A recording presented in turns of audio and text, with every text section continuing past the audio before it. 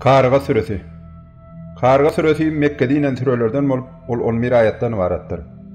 Sürenin adı ilkinci ayatda agdalyan karga, ýagny elhin ses sözünden alınandır. Ol kıyamet diýmekdir. Bu sürede kıyamet gopanna bolup geçecek hadisalar beýan edilýär. Rahman ve Rahim bolan Allah'ın adı bilen karga, elhin ses gelenne. Ol karga näme eýsem, sen ol karganyň nämedigini nädip biljek. Ol gün insanlaryň göýe daş töwerekde pytyrap gaýmalaşyp ýören kebeleklere, dağlaryň tüýdülip sowurlayan renkli ýüňlere öwriljek günüdür. Ol gün midan teresinde kimiň çekilen amal sowap işleri agyr gelse, olar ady boljak bir ýaşaýyşyň jennetiň içindedir.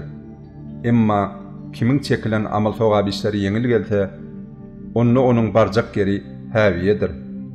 Sen onuň häwiýanyň nämedigini nädip biljek? Häwiýe lowlap duran otdur.